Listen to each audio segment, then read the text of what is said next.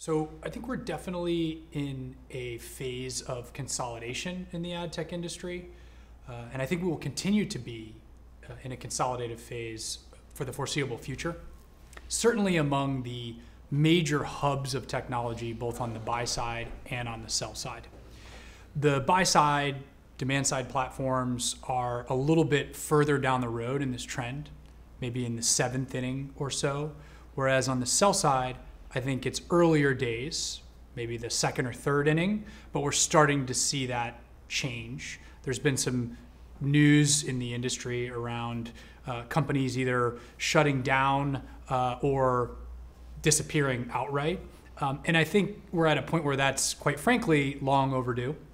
The buy side in particular is really driving this change. Buyers are being much more hands-on in terms of where their dollars are spent. Not only the technology partners that they choose on the buy side, but also following that dollar flow all the way down to the publishers and media owners, and really deeply understanding who the constituents are in between. We see buyers forging much deeper relationships with a smaller set of technology companies on the supply side for a variety of reasons, and I would expect that trend to continue. Are there still opportunities for new entrants, or have the barriers kind of been raised?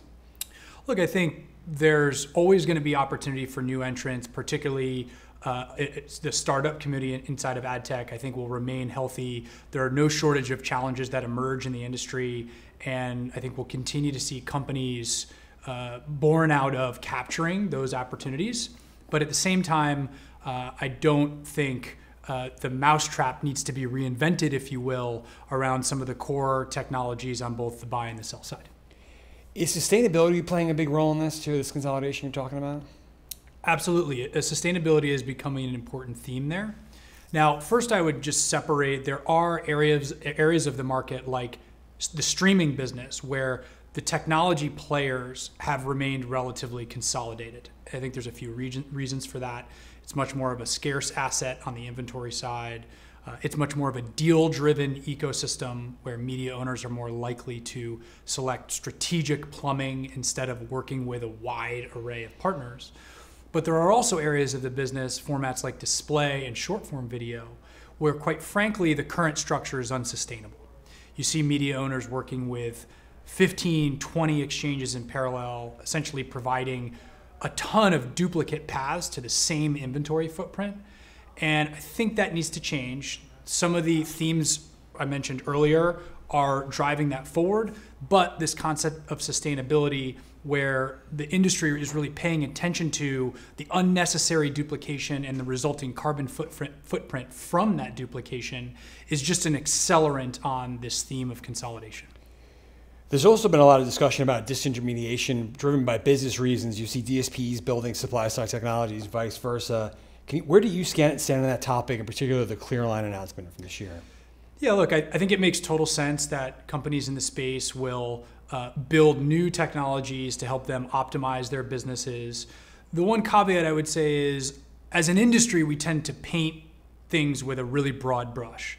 And the reality is, for example, a demand-side platform building a different form of connectivity in the supply side is entirely different from a company that builds technology for media owners to holistically manage their advertising business. And I think we're guilty sometimes in the industry of really, again, painting everything with the same brush. And that's just simply not the case.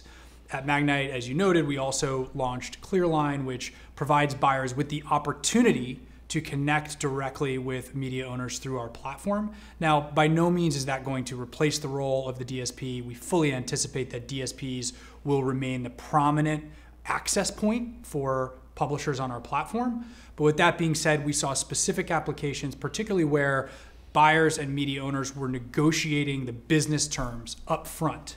And those business terms were really well articulated. That's where we saw an opportunity to provide a solution like ClearLine and quite frankly, just reduce the tax or enhance the amount of the dollar flow that's going toward working media. And there are also some other interesting advantages, particularly around media owners who want to activate their first-party data, but are really cautious about where that data is activated. A solution like ClearLine can give them a pathway to do that in a more controlled capacity. Of course, we have to talk about AI, right? In your view, is it a huge disruptor to the programmatic space, or are we already well along the path of seeing it have a big impact? Well, there's long been a role for AI in our business and in the industry. For example, the way we do traffic shaping in terms of how we surface inventory to our DSP partners, the way we're doing forecasting and applying it to those capabilities with our customers.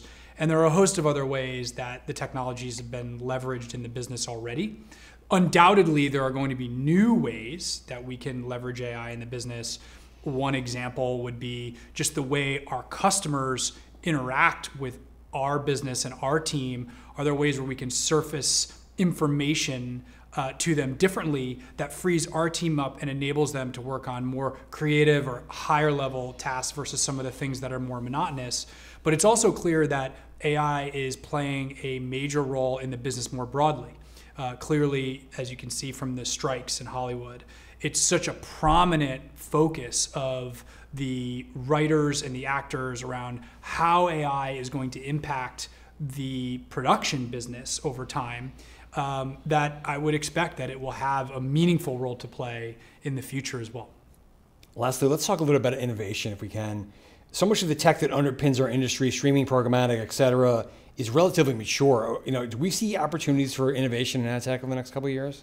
Absolutely. I mean, there's all kinds of innovation happening at Magnite, for example, the way audience enablement is happening, where it's happening, and that's obviously a rapidly changing space with some of the signal loss. We see audience enablement and decisioning moving more toward the supply side, and so we've invested a ton into helping our customers adapt and prepare for that future.